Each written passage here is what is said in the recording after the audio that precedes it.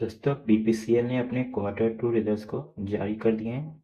चलिए हम लोग देखते हैं कि परफॉर्मेंस कैसा रहा। उससे पहले हम लोग देख लेते हैं कंपनी ने डिविडेंड भी घोषित किया है। तो देख लेते हैं डिविडेंड अगर बात करेंगे तो 7.5 रुपये का डिविडेंड दिया है, देने की घोषणा की है कंपनी ने। और इसका रिकॉर्ड डेट जो रखा है वो 7 नवंबर तक रखा है। तो ये रही डिविडेंड की बात। अब हम लोग बात कर लेते हैं क्वार्टरली रिजल्ट की। डेटा करोड्स में है तो हम लोग करोड्स में ही बात करेंगे। ठीक है। फिर इससे पहले हम लोग बात करते हैं रेवेन्यू फ्रॉम ऑपरेशंस की। तो पिछले क्वार्टर देखेंगे तो 1,29,614 करोड़। पिछले साल देखेंगे तो रेवेन्यू था 1,17,948 करोड़। और इस क्वार्टर देखेंगे तो रेवेन्यू निकल के आ रहा है 1,21,604 करोड़। तो अगर आप क्वार्टर ऑन क्वार्टर बेसिस पे देखोगे तो करीब करीब आपको 6% के रेवेन्यू में गिरावट देखने को मिल रहा है। अगर आप ईयरली बेसिस पे देखोगे तो आप देखोगे तो ईयरली बेसिस पे 3% का ग्रोथ देखने को मिल रहा है।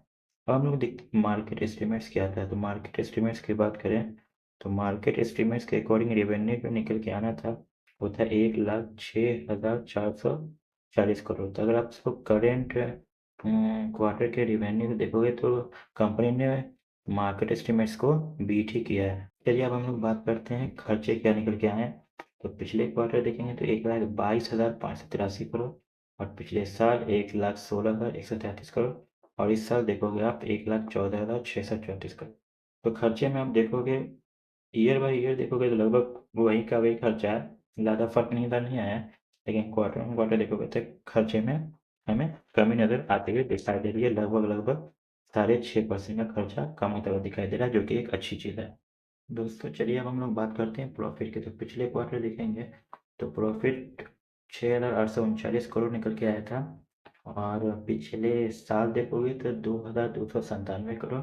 और इस बार देखोगे तो 6,191 करोड़। मतलब आप क्वार्टर ऑन क्वार्टर बेसिस पे देखोगे तो प्रॉफिट में आपको 9.5% का गिरावट देखने को मिल रहा है। लेकिन अगर आप ईयरली बेसिस पे देखोगे तो प्रॉफिट लगभग 3 गुना दिखाई पड़ रहा है। मतलब 170% के ज़बरदस्त ग्रोथ के साथ हम लोगों को प्रॉफिट दिखाई पड़ रहा है। दोस्तों अब हम लोग प्रॉफिट को देख लेते हैं कि मार्केट एस्टिमेट्स को बीट किया है या फिर मिस किया है। तो मार्केट एस्टिमेट्स की बात करेंगे तो उसके हिसाब से प्रॉफिट जो निकल के आना था वो आना था 5626 करोड़। और अगर आप देखोगे करंट क्वार्टर में जो प्रॉफिट है 6191 करोड़। तो यहाँ पे भी कंपनी ने बीट ही किया है मार्केट एस्टिमेट्स का। तो ये कंपनी के लिए काफ़ी पॉजिटिव है। अब हम लोग बात कर लेते हैं ऑपरेटिंग प्रॉफिट मार्जिन की। तो अगर आप देखोगे पिछले साल ऑपरेटिंग प्रॉफिट मार्जिन 4% करके आया था। और पिछले क्वार्टर ये 9% था।